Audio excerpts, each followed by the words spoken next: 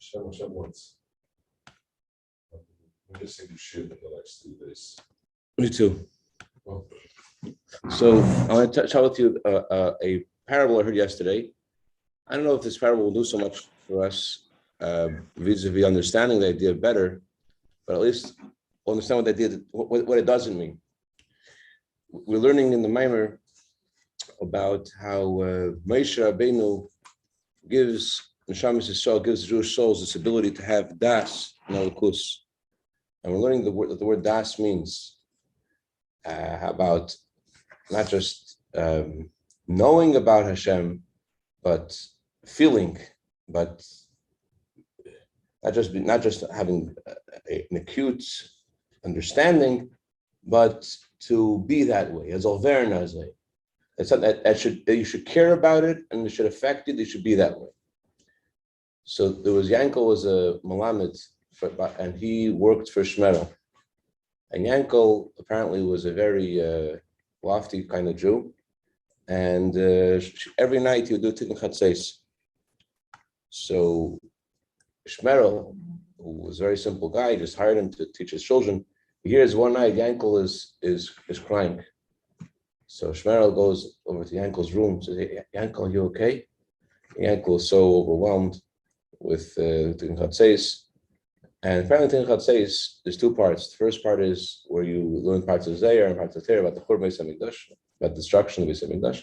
There's another part which talks about the promises of the Geula, promise of the coming Mashiach. So Yankel is crying and he doesn't, and he can't really talk. He says, Churban Beis Hamikdash. Beis Hamikdash was destroyed. So Shmerel doesn't need any more to get it to be affected by seeing Yankel. He knows Yankel knows what he's talking about. Yankel is his Malamed, Yankel is his children's teacher.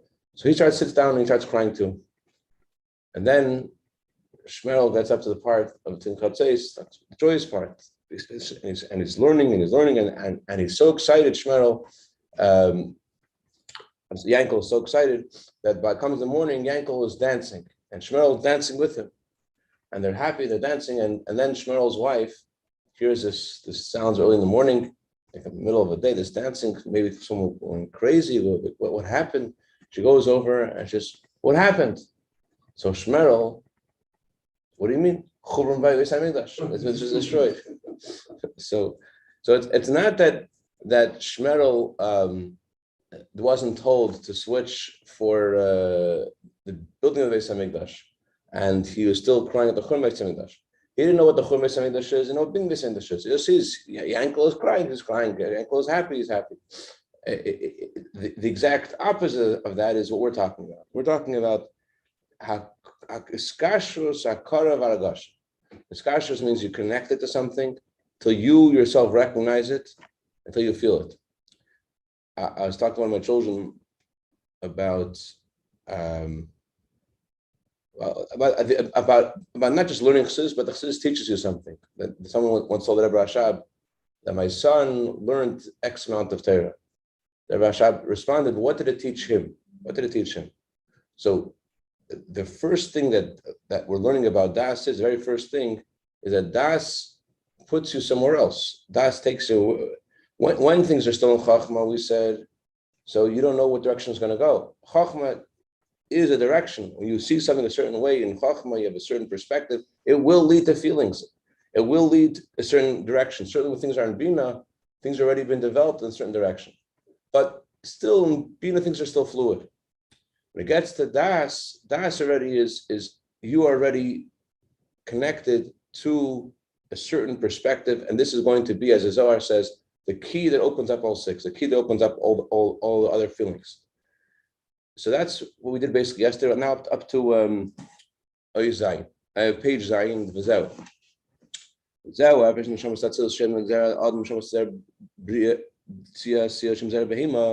This is a difference between the souls of Atzilus, which are called man-like, and the souls of Bria Tzia Sia, which are called animal-like. Obviously, all neshamas come from Atzilus. When we say some souls come from Atzilus, some souls come from Bria, what that means is some souls on their journey to this world, they just took the they weren't affected by the change. They were in this, they stayed Atzilus like even after they traveled and they came to this world. Some souls, as they stop in the various locations on the way to this world, they adjust and adapt and change to the environment that they're in. But all souls originate in Atzilus. So what's the difference between souls which originate in Atzilus and souls which adapt to the environment of Bria Tziasi? So he says, in the lowest three worlds, Bria Tziasi, their bittul is called bittul hayesh. What's bittul hayesh mean?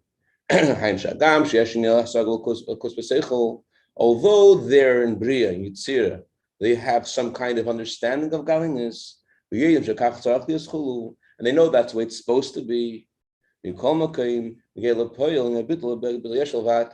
Nevertheless, their bittul, their devotion to Hashem, their sense of godliness doesn't uproot them from having a sense of self as well. They are still having a sense of self.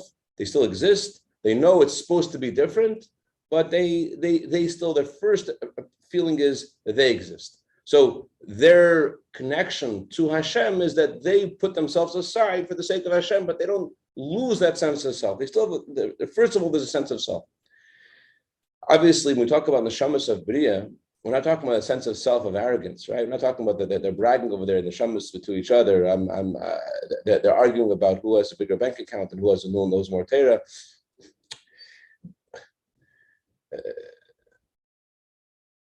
Reuven and Shimon are somewhat competitive with each other. Reuven learned 10 blots of Gemara and Shimon learned only 9. So Reuven is better than Shimon. Then there's Reuven says Hashem Echad. Reuven understands Hashem Echad. And Shimon doesn't understand Hashem Echad so much. So Reuven he feels better than Shimon. So in this world you have such a thing. You're thinking of the oneness of Hashem, and your understanding of the oneness of Hashem doesn't preclude the fact that no, I understand better than you. That you could have arrogance from your understanding of the oneness of Hashem. You could have a deep understanding of the truth of Hashem, and that contributes to your arrogance. It's possible. That's not what we're talking about. The world of Bria. Who's that misunderstanding it's called? Sure. That's the thing. It's not Hashem Echad. Rabbi Yisrael Friedman, you said in the Tanya, the Alter Rebbe hints in one place why you must have a Rebbe. Where? In chapter 43 in Tanya, the Alter Rebbe speaks about how you have to think about how all the world nullifies Hashem. And everything compared to Hashem is insignificant. Like one word, like one thought to a person. And the Alter Rebbe says, don't exclude yourself. You're also insignificant. So, according to logic, if the whole world's insignificant, why should I be the exception? So you're saying that you can't lift yourself up by pulling your hair. You could think, but you need to have, as we're learning this Maamar, you need to have an Hashem of Atzilus. You need to connect it to Moshe Rabbeinu to bring you to a different place. But naturally, we have a sense of self. But what I'm saying is the opposite. What I want to say is the Shamas of Bria, they don't have arrogance, the Shamas of Bria. We could simultaneously think about the truth of Hashem, and our arrogance is not a contradiction. In fact, our understanding could contribute to our arrogance. Eventually, by the way, you're right. Eventually, Reuven's understanding will hopefully bring him to not to be so arrogant. But it will take time. It's not naturally a contradiction. The world of Bria, on the other hand, what's the world of Bria? The world of Bria, the Rebbe says, is compared to the king in his throne room. The king's in his throne room. Everyone that's there is standing with complete reverence and awe and fear in front of the king. They lose no sense of self. They just feel the king. So the world of Bria, it says, is a world of Dveikos, a world where they feel attachment to Hashem. They exist. Their existence is their attachment to Hashem. So we're not talking about our kind of yeshus. But what we have in common, so to speak, with all the Bria is that there's still a sense of existence. Although they know that there's something higher, they feel themselves anyways. That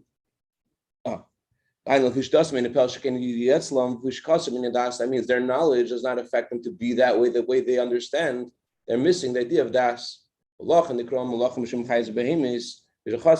That's why angels are called animal-like. Why? They're called animal-like because they're missing das, And that's why the angels, their sense of devotion to Hashem is only called bittul hayesh, meaning, first of all, they have this sense of self, and then they devote themselves to Hashem, but they don't lose that sense of self. Omnam, habittul atzilus, bittul mitzias, but the bittul atzilus is a whole different kind of bit. In atzilus, the bittul atzilus means not only understand that this is the way it's supposed to be, but you become that way. Atzilus doesn't allow you to have a dissonance between what we understand the way you are. Now, Atzilus, you understand this way, this is how you become. That's what does Atzilus have that changes the game? How come in Atzilus their understanding penetrates them and makes them become that way? In the analogy of the Rebbe about the world of Atzilus, the Rebbe says that Atzilus is like the king in his own chamber. There's nothing else there. In the throne room, there's people there. There's devoted to the king, but they still exist. Atzilus is all there is the king. So what that means is in Atzilus, their understanding takes away from, they become the way they understand. There is no sense of self. It's bittul mitzias. Just to know what we're not talking about, just it says that Srafim and Ifanim, they are in the world of Bria, Yitzira, angels, different places, and they scream, and they with a great storm. We said they have no das, right? We said they have no das, therefore they have a sense of self. Their sense of self is not the same kind of sense of self that we have. It's a whole different kind of sense of self. For example, it says that the angels, they have a sky that's like it's ice. They have an ice sky, and sometimes they peek their heads through the ice sky and they see what's above them, the world above them. And they get so scared and they tremble. They come back. So the Chassidus uses the words to describe their fear. They feel it's not the way. Same words that we use over here. That they realize it's not the way it is. They say geval, geval. They say it's not the way it is. I'll tell you, there's a mashal of a person walking around and not knowing that they're naked. They don't realize they're naked. Imagine how kind of embarrassment you have not knowing that you're walking around, you're not even wearing any clothing. A similar way, after Mashiach comes, we're going to have the same kind of like, whoa, what were we thinking? Because we learn Chassidus, nothing besides Hashem. Huh? Yeah. And there'll be a sense of automatic shame when Mashiach comes, because realize it's nishtazeh, not the way it's supposed, it's not the way it is. So on the one hand, we're saying angels don't have das, and they don't really change essentially, they still have the sense of self, but it's not the same kind of sense of self that we talk about ourselves. It's they have their hair, they feel as nishtazeh, they feel it's not the way it's supposed to, that they have this yearning, they have this, we talk about daven, kaddish, and baruch, they scream, and they have a yearning. But nevertheless, there's still a sense of self. The Shamas of Atzilus, they are exactly the way that says in chapter of Tanya. Whatever it says in Tanya, that's the way they are. There is no sense of self. It's not because there's a deficiency in understanding. Understanding is the way it's supposed to be. They understand exactly. But it's the Friedrich Rebbe who was once teaching the Nigun the Beinni. And he said the Nigun the Beinni means you know yourself the way you're supposed to be, why you like this, the way you do the Arse, you know how you're supposed to be, why you like this. So that's what the Shamas of Bria Tzia, that's their song. Shamas of Atzilus, they are the way they understand. There's no distance at all. Yeah, so the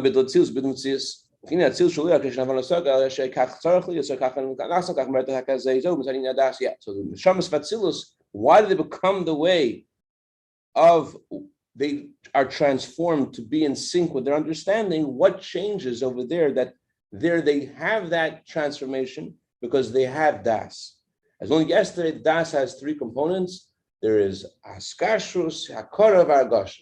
You're connected to the idea, you recognize the idea, and you feel the idea. That's what happens in Atzilus. Lachem nikra Shamas Atzilus zera adam. Adam gash ma sheish bam ina bitol haba ida das. Then we on shomesh chsiv bakzik nevet ivri. Shamash chmis das Shamas zera behim.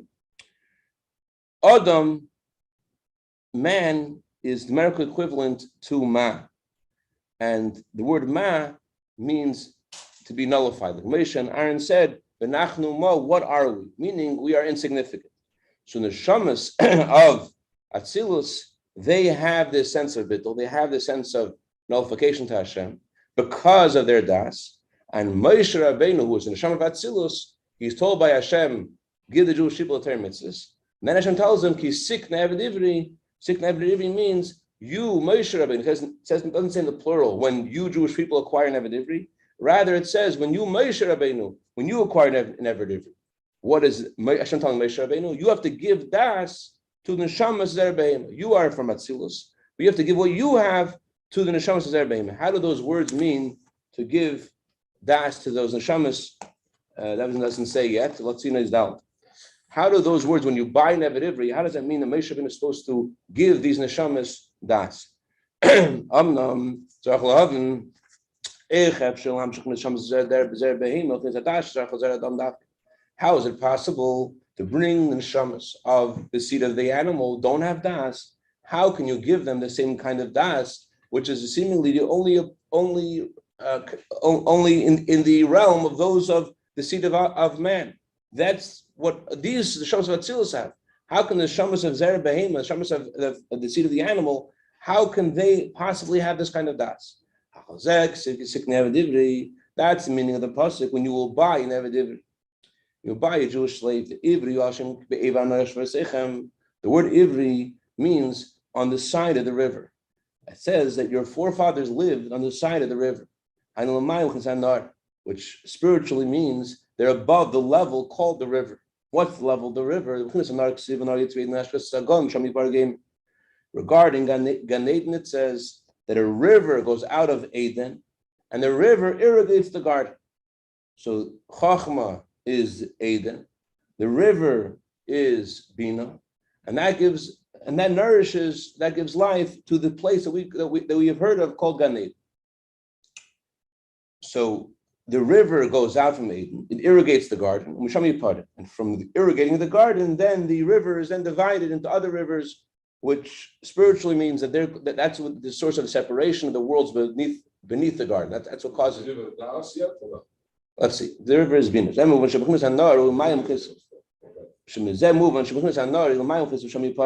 Since it says in the Torah, from there the river separates, that means the river itself is above the separation. But when it says that our forefathers come from the other side of the river, that means they've come from a place higher than the river.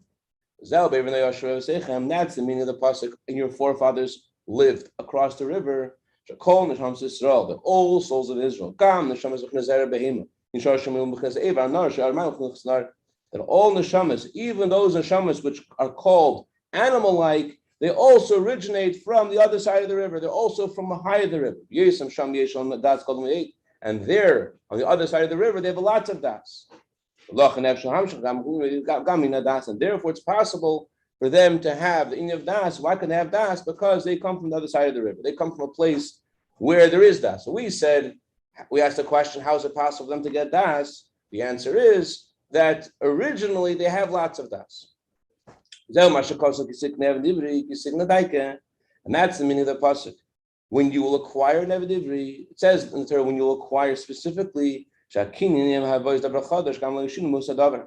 you acquire something, the one who acquires it there's nothing new that's being created. There's nothing new in the thing itself. There's no change in what's being acquired. The thing existed before and it still exists. You acquired it. The only thing that changes when you buy something is that before it belonged to the seller and now it belongs to the owner, to the buyer. But there's nothing intrinsically that changed in the object itself. So too, when it says in the Torah that Moshe Rabbeinu should buy an eved ivri, what does that mean? Moshe Rabbeinu is not changing the Jewish people. He's not, when he gives them das, when he gives them this ability to connect Hashem, to feel Hashem, he's not changing them. Just like when you buy something, you're revealing something. You're taking something out of his domain. You're bringing it into your domain. Nothing is being changed. So to a Moshe Rabbeinu gives us das, he's not really changing us. Why? Because originally our source, where were we born? We were born across the river. We were born on a place above the river, above Bina. And that place where we come from, we have das. So Moshe Rabbeinu gives us das. He's giving us something that we have, what we weren't. And this is something only Moshe Rabbeinu could do. Moshe Rabbeinu, he comes from this place across the river. That's why when Moshe Rabbeinu was taken by Basia, Basia called him Moshe. Why did she call him Basia? Moshe. She called him Moshe. She said because I drew him out of the river. Moshe Rabbeinu comes from the level called water from the first Shemitah. There is various Shemitahs, just like in time, there are 7-year cycles called Shemitah. So to Neshamas are different zones where Neshamas come from, and the first Shemitah, the highest Neshamas, is the origin of the soul of Moshe Rabbeinu. So Moshe Rabbeinu comes from the water, meaning he comes from a place which is from the first Shemitah, and because of his origin of his neshama, therefore he's able to give us from across the river. He comes from across the river. Therefore, he's able to give us from across the river. In Moshe's name, you don't have the word water. All you have in Moshe's name is the word she drew him out of the water. In the word Moshe means to be drawn from the water. It doesn't mean water. It just means to be taken out of the water.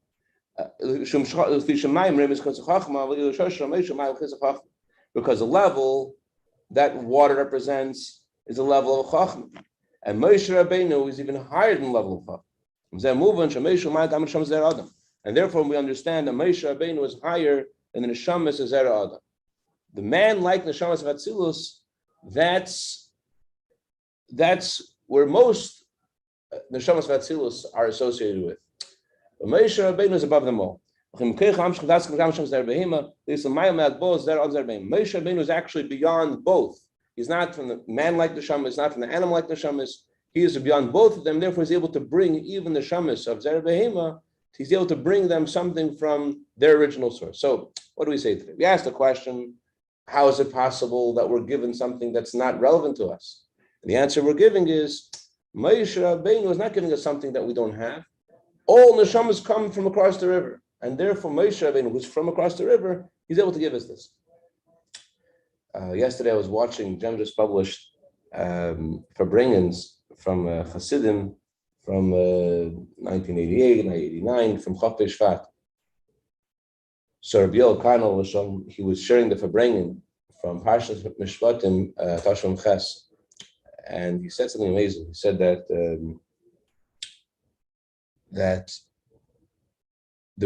every tzaddik, every generation, is meant to fill the shoes of his predecessor.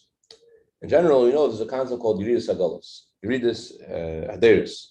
Every generation is lower than the generation before. That's true in general. But he said, regarding the leader of the generation, they're meant to be Mamal and Makayim, they're meant to fill the place. And not just meant to fill the place, everyone has their own thing that they're adding.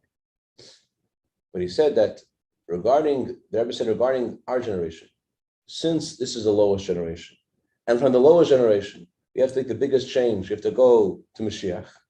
So therefore, the leader of the generation has to be far beyond all the tzaddikim before, because he has to affect this change. And the Rebbe gave an example of Moshe Rabbeinu. Moshe Rabbeinu also, he was coming from Golus Mitzrayim. And from Golus Mitzrayim is to bring them to Matan Torah. So that's a huge change from Golus and Mitzrayim to Matan Torah. And therefore, Moshe Rabbeinu had to be endowed, as just learned, to be from Shemitah Rishena, to be from above the water, to be from higher than Chachma. That's how he's able to channel in these neshamas to give them something to bring them up to receive the Torah. But the transformation from where Moshe Rabbeinu's generation was coming from to where they needed to go pales in comparison to where we are to where we need to go. They're coming from Mitzrayim to Matan Torah. It's a big change. We're coming from Golus to Geula. Golus to Geula is a huge, huge change, and therefore the Moshe Rabbeinu of our generation has to have far more. Let's do one more paragraph. We still need to understand the calls. If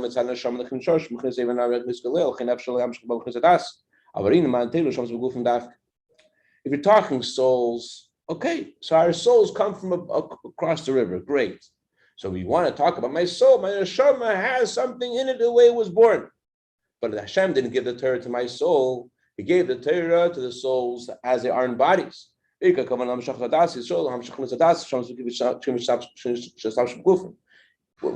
Moshe Rabbeinu to acquire an Evedivri, Hashem tells Moshe Rabbeinu to give das to the animal-like souls, to bring them something from their source. He's not talking about giving it to their neshamas, only just to their souls. Rather, he's telling Moshe Rabbeinu to give it to their souls as they're in bodies. How is it possible that we, as souls and bodies, should be able to absorb this level of das in our bodies as well? The answer is the body also originates in this level. Why? The body comes from the 288 sparks of the world of chaos, which is also from the first Shemitah. We said Moshe Rabbeinu is from the first Shemitah. The world of Teil is from the world of first Shemitah as well. But after the vessels were shattered in the world of chaos, then these souls, then the body fell very low. But it originates also as well from the first Shemitah.